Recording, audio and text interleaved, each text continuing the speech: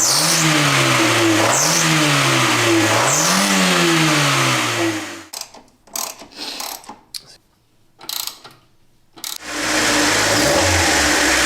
that's not moving at all. Welcome to BS Garage. I'm Steve. Engine mounts. You love them, we love them. Today, as part 2 of our timing belt service, we're going to put new engine mounts into the Civic. We've got these big, beefy billet and solid polyurethane engine mounts from Yonaka, who maybe they'll sponsor this video. Who knows? But we're going to throw these in today because the old engine mounts are beat and just falling apart. We've also got engine isolators that we're going to replace too. In the Civic, we have 3 engine mounts. There's 2 around the transmission and 1 on the driver's side by the engine. We're going to swap those out. We're also going to do those isolators that are down at the bottom and kind of isolate the engine NVH from the subframe. So we're going to get started throwing these in. If you want to see what we've done so far in our work today, go ahead and watch part 1 of the timing belt service video, and that'll get you all caught up. So let's get started. Our first step for installing these new engine mounts is going to be removing our intake, because it's in our way. That's a good easy way. I like your easy way. That's a great way. Look at that. Nice.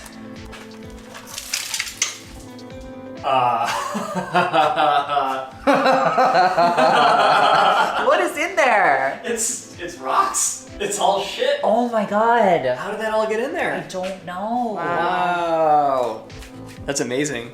That's definitely from Yanceyville. Yeah, absolutely. Look. Look at all these little rocks. I guess the air filter's working.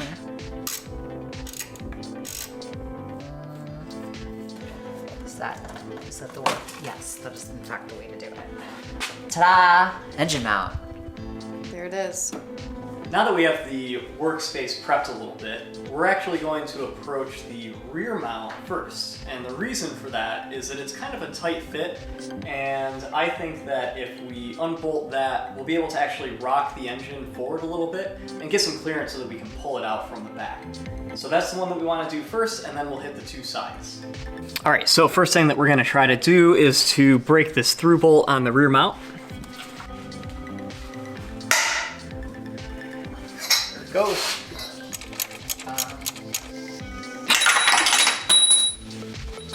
That's Good enough. Fine. Yay! Broken loop. That's one. There it goes.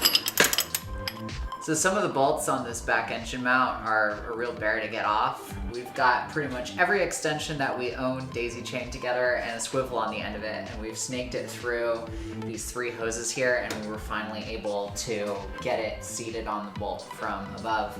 And with the assistance of a length of pipe on the end of this, we were able to break it loose. So something to keep in mind, lots of extensions and a swivel kind of necessary for this, unless I guess you take this way more apart than we want to. Okay, we managed to get the engine mount off, but there's this T-bracket attached to the transmission that's in our way, and we just can't get the mount out. It's loose. How do you actually get it out?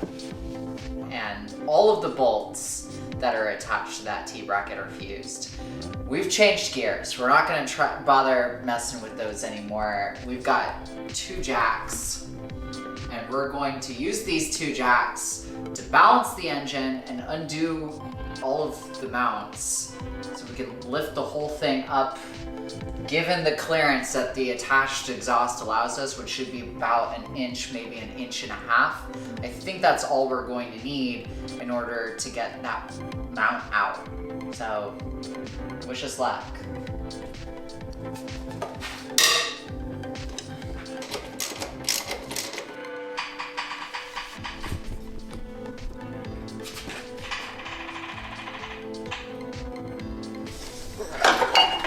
There's our motor mount. There's the motor mount. There it is. There we go. There's Tell the me big it's in. crack Oh my in it. god, it's in really bad shape. Did we Yep. do that today, or is it just like that? I'm gonna say it was like that. It was like that already. We didn't do that today. Oh my god. So Man, that sucked. But that's the hardest part of this fucking job. So here's the Yonaka replacement.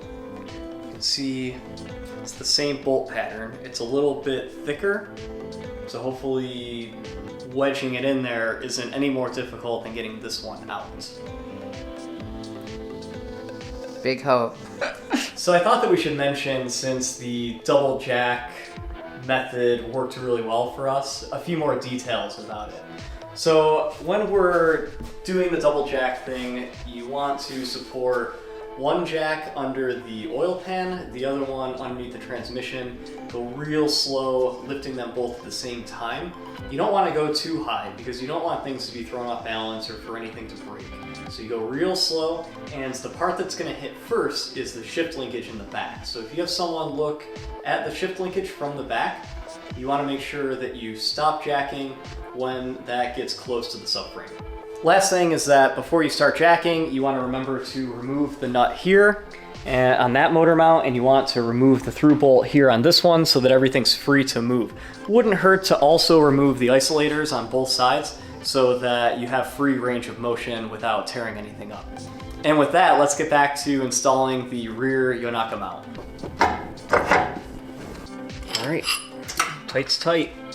Found out screwdriver is your friend when it comes to lining up that back engine mount. All you have to do is come in and thread it through the hole that you do have, such that it is, and then once it's in there, you can yank on it and move that T-bracket and where it meets up with the hole. You might lose your screwdriver in the process, but it's worth it for sweet polyurethane and billet aluminum mounts. The sight of that bolt coming through that hole is enough to bring a girl to tears. It seemed like it was going to be easier if we separated the billet piece from the bracket, so we've gone ahead and done that. We're going to bolt the bracket in first, and then we're going to add the isolator part that mounts to the engine. Get all this lined up, and yeah, gonna require a bit of persuasion.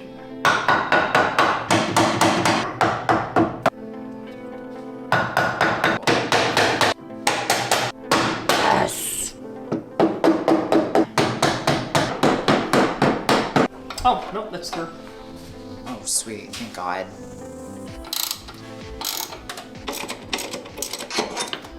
Save that. Let's say that's the power of PB Blaster. This episode not sponsored by PB Blaster, but it could be. PB Blaster, this could be you.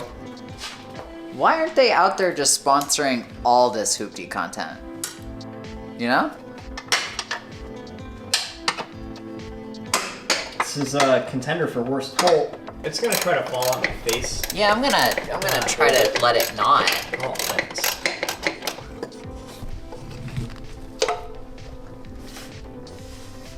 Ta-da! Before we get the fasteners on the driver's side motor mount tightened down, because it's really rigid and isn't going to go anywhere once we have it in there, we're going to take this opportunity to pop our, well, this is the left side isolator down here at the bottom. That's the thing that came apart when we were doing our timing belt maintenance. And it's in here, there's a bit of a lip. Again, this is the reason why we have to do this now. And got all of my fasteners that came out of the original, saved them, and I'm gonna pop these back in. Should do it. Whoosh, I'm over here on the passenger side where I have another isolator that has to come off and be replaced. If this one is anything like the one on the driver's side, this is just gonna rip right apart. Oh, it looks like it's in better shape.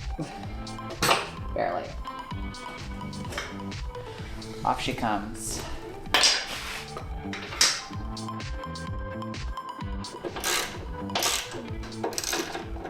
This is the last mount for a job that is taking us quite a bit longer than we expected it to, but it might be worth it. So in it goes from the top. Oh wow, okay. Steve was such a baby about this. This is way easy. Very, very close, but not quite. Okay.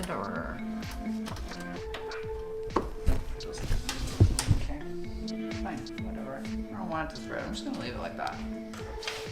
Forever. Is it the lower one? No, that's the lower one.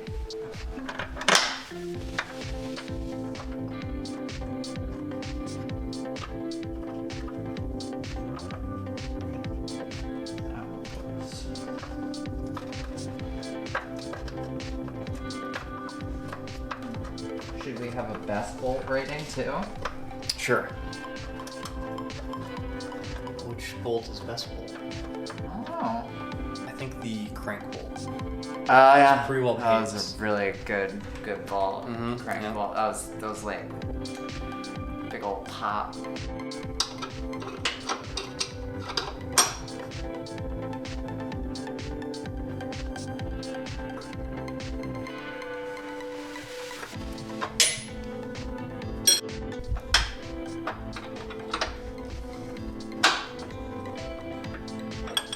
That is out again. Not started. Why does that work?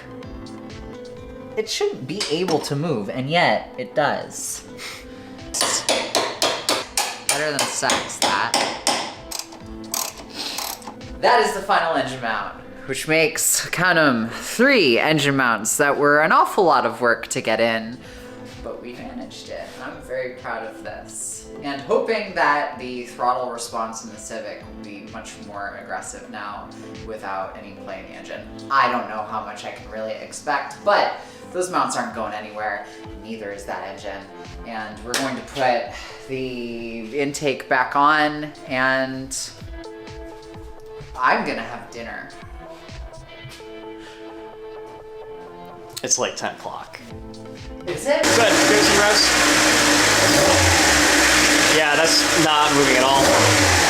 All right, well that concludes part 2 of our engine maintenance epic. We have a brand new set of solid polyurethane and aluminum motor mounts, and this engine's not going anywhere anymore. After our Ganseaville adventure, the engine mounts and isolators and all of that were in really rough shape. I mean, we had oil coming out of the fluid-filled one, everything was just torn to shreds. This is already looking a lot better. We started up the engine, revved it up a little bit, looked at our before video compared to what we have now, and we're seeing a pretty big difference in the rigidity of the engine mounts. I suspect now with these new mounts in that the throttle response is going to be a lot more immediate, and also even up on jack stands you get a lot more vibration and noise coming through to the cabin of the car, which makes it feel racier, but if this were a daily it would drive me up the wall. So thanks for joining us as we kick off season 2 with a bang. And be sure to like, subscribe, and ring the bell for notifications, and follow along to see what we do next. I'm thinking new steering wheel. I'm thinking hot air intake. We'll catch you next time.